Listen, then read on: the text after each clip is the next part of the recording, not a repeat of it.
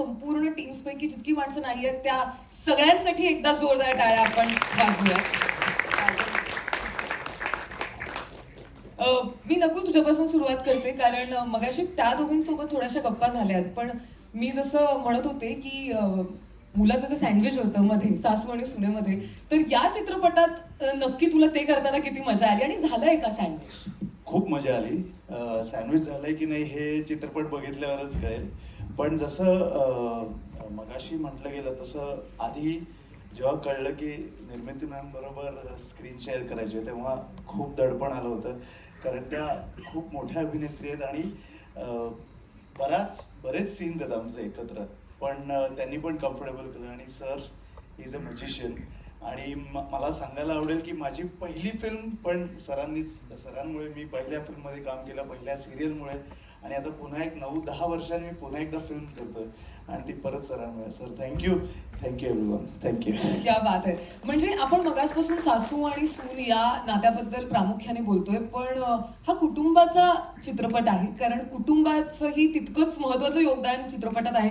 Sir तुम्हाला विचारायचं आहे की फॅमिली आणि कुटुंब हे तुम्ही जितक्या अप्रतिम पद्धतीने रिप्रेझेंट करता तितकं दुसरं खरंच कोणी करत नाही, कारण अगदी गंगाधर टिपरेंपासून आम्हाला त्याचा अनुभव आहे, आम्ही त्या कुटुंबाचा भाग होतो. तर या चित्रपटात कुटुंबाचं म्हणजे या फॅमिलीमधल्या पुरुषांचाही किती महत्त्वाचा रोल आहे? फार महत्त्वाचा रोल आहे, कारण हे चौकोनी कुटुंब आहे.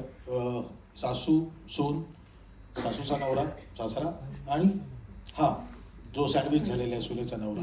या चौकोनी कुटुंबामध्ये काय घडतं असं की जेणेकरून ना त्या दोघींना जे अगदीच विरुद्ध टोकाचे आहेत त्या दोघींना तो जो प्रवास आहे एकत्र येण्याचा तो सादर करण्याचा प्रयत्न. मी सांगितलं ना, मी ह्याचं क्रेडिट घेत नाही, कारण माझ्याकडून केव्हा चांगलं सादर होईल जेव्हा ना लिखित चांगलं असेल.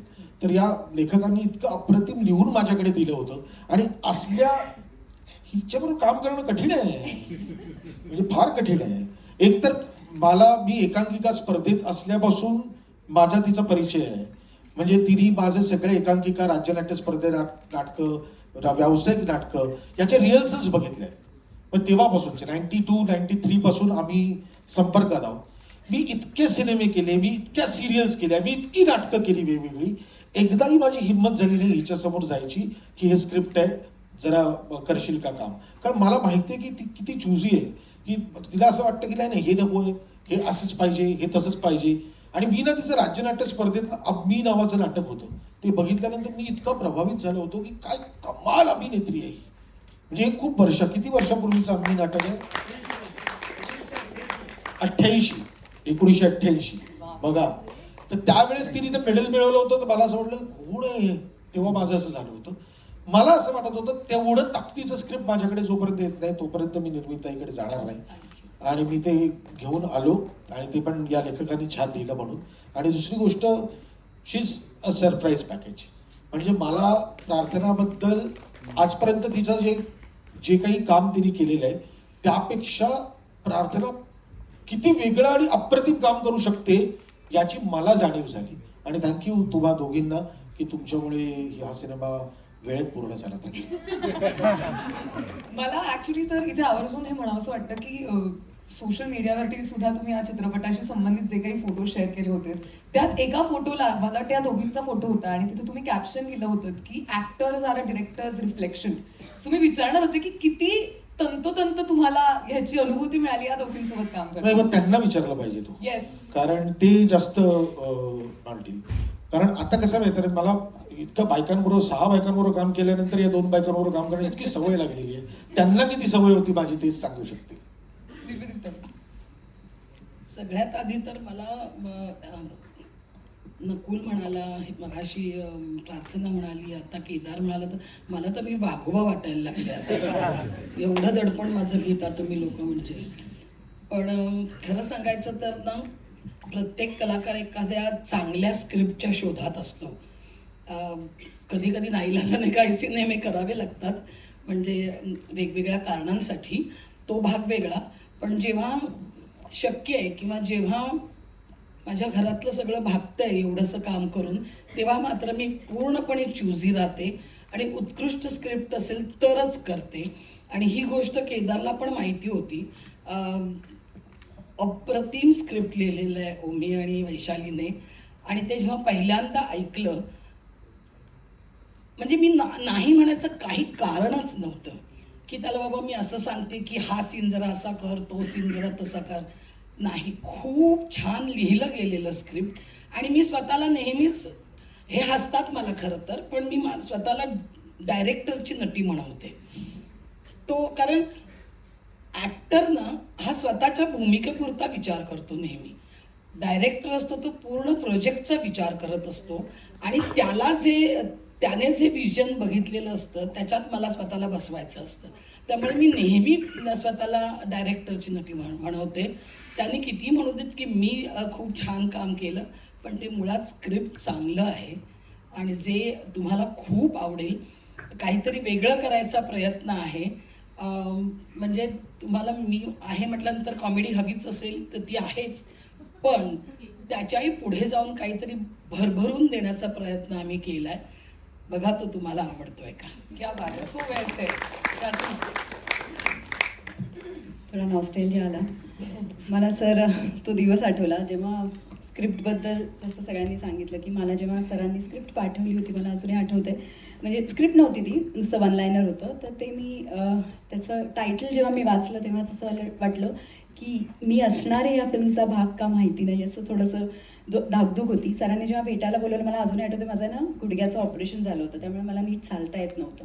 तर सरांना तेच पाहायचं होतं की मी काय करू शकते की नाही फिल्ममध्ये काम. आणि जेव्हा मी तशी त्यांना भेटायला गेले आणि तेव्हा नरेशन जेव्हा मला मिळालं तेव्हा मी सरांना सांगितलं, सर मला तर काम करायचं या फिल्ममध्ये, पण तुम्हाला काय वाटतंय. तर ते म्हणाले, ते तुझ्या पायावर डिपेंड करेल, तू चालायला लागशील तर आपण करू शकतो. आणि मला कळलं जेव्हा की मी त्यांना तेव्हाच सांगितलं की सर मला थोडा वेळ द्या, आय थिंक 15-20 दिवसात मी पळायला लागेन, पण सर मला ही फिल्म करायची, मी या फिल्मसाठी माझे 1000% देईन, पण प्लीज मला कुठेतरी जसं आपण सगळे म्हणतो, जसं निर्मितीताई म्हणाली की नट म्हणून नेहमी असं वाटतं की आपल्याला चांगली कामं मिळावी, पण दरवेळेला नशिबात तशी कामं येत नाहीत. आणि जेव्हा माझ्याकडे समोरून अशी स्क्रिप्ट आली होती तेव्हा मला फक्त छान काम करायचं होतं, माझे 100% द्यायचे होते. तेव्हा मी सरांना सांगितलं, सर मी खरंच माझे 100% देईन, मला एक चान्स द्या, मी 15 दिवसात पळायला लागेन आणि तुमच्या या फिल्ममध्ये ज्या सगळ्या गोष्टी करायच्या त्या सगळ्या करीन. आणि सरांनी पण ॲक्च्युली तेवढा माझ्यावर, मी खरंच असं म्हणेन सर की तुम्ही तेवढा विश्वास ठेवला माझ्यावर. कारण जसं फिल्मचा पहिलाच एक डायलॉग होता की हिचं मराठी भेटतं सापडतं तसं माझ्या मराठीत पण तुम्हाला सगळ्यांनाच माहिती आता आहे, I have been in this industry from past 10 years नाव, पण मी गुजरातमधनं आलेली आहे, त्यामुळे मराठी पहिल्यापासून थोडंसं वीक होतं. आणि आय थिंक म्हणूनच मला दडपण आलं होतं की त्याच पद्धतीने, जसं आत्ता सर म्हणाले की स्क्रिप्ट टू स्क्रिप्ट तेच डायलॉग्स तशाच पद्धतीने बोलायचे होते.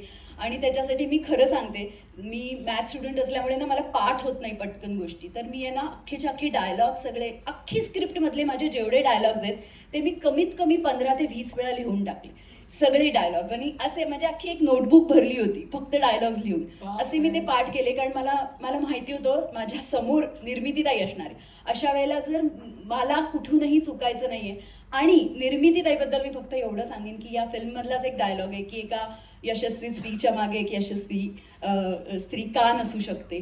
तर मी असं म्हणेन, जर मी जे काय काम केलं आहे ते माझं काम ते छान दिसलं कारण निर्मितीताई माझ्या पाठीशी होती म्हणून. आणि सरांनी जे काय गाईड केलं, सो आता हे जे तुम्हाला जे दिसलंय ते आय थिंक सरांचं आणि निर्मितीताईचं प्रतिबिंब आहे जे मी दाखवायचा प्रयत्न केला आहे. So all credit goes to Kedar sir आणि निर्मितीताई. Thank you so much. थँक्यू. पुढच्या वेळी फिल्म करण्यासाठी डायलॉग रायटरची गरज नाही. मध्ये एवढे डायलॉग लिहून ठेवले, त्यातलेच काढून मी आता पुढच्या फिल्ममध्ये वापरेन. अगदी मला असं वाटतं की आपण मीडियामध्ये आपल्या मित्रमैत्रिणींना काही प्रश्न फक्त विचारायचे त्याच्या अगोदर एक ओळख Yes. करून द्यायची राहिली. सणाच्या पाठीमागे खंबीरपणे उभे राहणारे प्रकाश पाटील म्हणून आहेत, आमचे सनफ्लॉवर्स तर्फेचे सहनिर्माते. Thank you very much. एकदा जोरदार टाळ्या त्यांच्यासाठी. या आणि मीडिया Q&Aच्या आधी एक जाता जाता प्रश्न मला प्रार्थना आणि निर्मितीताईंना विचारायचं आहे की सासू सून हे इक्वेशन फार इंटरेस्टिंग आहे, ते अनेक ठिकाणी एक्सप्लोर झालं असेल, पण या चित्रपटात थोड्या वेगळ्या पद्धतीने सुद्धा एक्सप्लोर होत आहे. जाता जाता एक सून जेव्हा एका सासूच्या मागे उभी राहते आणि एक सासू जेव्हा एका सुनेच्या मागे उभी राहते, तेव्हा एक स्त्री म्हणून किती इनेबलिंग असतं ते असं तुम्हाला दोघींना वाटतं? मला असं वाटतं की हे स्क्रिप्ट वाचल्यानंतर सगळ्यात जास्तीत जर काही अपील झालं असेल तर तेच झालं होतं मला, की ज्या पद्धती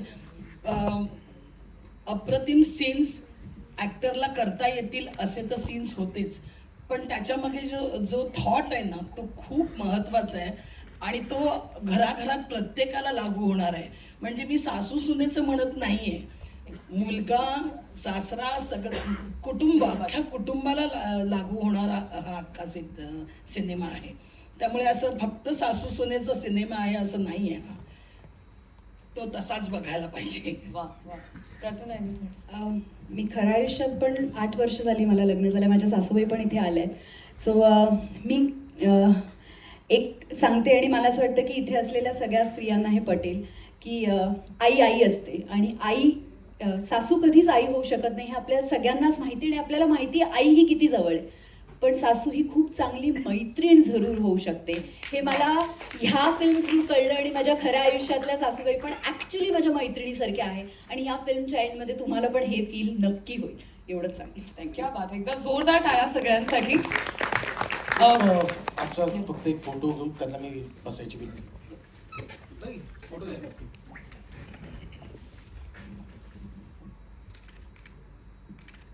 थँक्यू प्रकाश. आता थँक्यू. तुम्हा सगळ्यांना 16 तारखेसाठी खूप खूप शुभेच्छा. I think this is a film of a lot of specials. सणासाठी खास चित्रपट आहे. केदार सर तुमच्यासाठी आहे कारण 16 तारखेला रिलीज होतोय. आजच्या दिवशी ट्रेलर लॉन्च होतोय. तुम्ही या दोघींसोबत एकत्र काम करताय, तुम्ही एकमेकींसोबत एकत्र काम करताय. A lot of things. आणि जसं तुम्ही एक मगाशी हिंट दिलीत की म्युझिकमध्ये सुद्धा एक काहीतरी गंमत आहे जी आम्हाला अनुभवायला मिळणार आहे. So to a film that is so special. ऐक ना, मी ना Yes. मी थोडंसं फोडते पण तुम्हाला पण आवडेल ना जरा फोडलं तर? कारण ना ते खूप खूप महत्वाचं आहे की एकंदर 4 गाणी आहेत. म्हणजे 5 आहे, हे 5वं. हां, हे 5वं. हे नवीन गाणं आहे. हां, त्यात अजिंक्य आला ना. त्यातलं एक गाणं वैशालीने गायलंय. ते गाणं नाही सांगणार आहे मी तुम्हाला. त्यातलं एक गाणं सोनू निगमने गायलेलं आहे. एक गाणं आहे ते कुणाल गांजावालाने गायलेलं आहे आणि एक गाणं जावेद अलीने गायलेलं आहे. त्यामुळे तुम्हाला एवढं तर नक्की पटेल की काहीतरी वेगळं आहे. एकदा निर्मितीताईसाठी जोरदार टाळ्या झाला पाहिजे. जाता जाता हे जे काय एक सरप्राईज थोडंसं फोडलं तू, पण त्याच्यामुळे आमची उत्कंठा वाढली आहे. तुम्हाला सगळ्यांना खूप खूप शुभेच्छा 16 अजून 2-3 तारखेसाठी. लोक जी Yes. महत्वाची आली आहेत. सचिन लोकी डिझाईन अतुल, सचिन या, अजिंक्य